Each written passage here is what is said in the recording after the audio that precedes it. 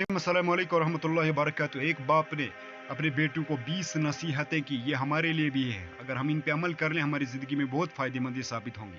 Number 1, police वाले के साथ न दोस्ती करना न दुश्मनी करना। नंबर 2, अपनी बीबी को ये राज कभी मत बताना कि आपके पास कितना पैसा है। और नंबर 3, इस शख्स से दूर रहना जो ऊंचे लहजे में बात करता हो।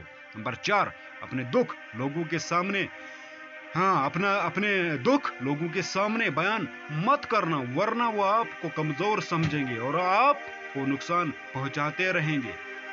नंबर 5, जाहिल जब आपसे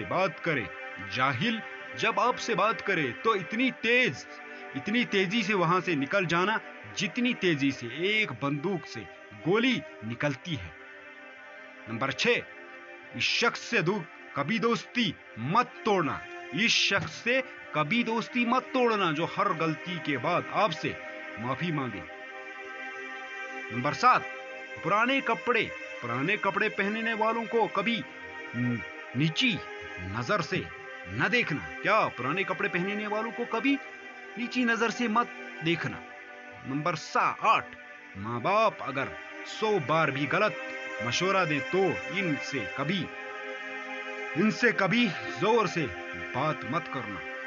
नंबर 9, गरीब लोगों को अपना दोस्त बनाना। नंबर 10, इस शख्स को कभी अपना राज ना बताना जो आपके सामने लोगों के राज खोलता हो। 11, जिंदगी में अगर सुकून चाहते हो तो दिल में अरमान कम रखना। नंबर 12, सफर का मजा लेना हो तो सफर में सामान कम रखना। नंबर 13, किसी की मजबूरी का कभी भी गलत फायदा मत उठाना। नंबर 14, याद रखना जो एक बार धोखा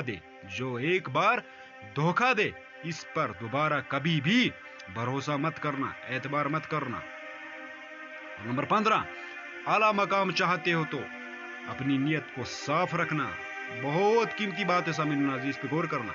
नंबर 15 क्या, आला मकाम अगर चाहते हो तो अपनी नीयत को साफ रखना। नंबर 16, पेट भर के खाना कभी मत खाना। नंबर 17, किसी फकीर और मस्कीन से कभी बदसलूकी मत करना।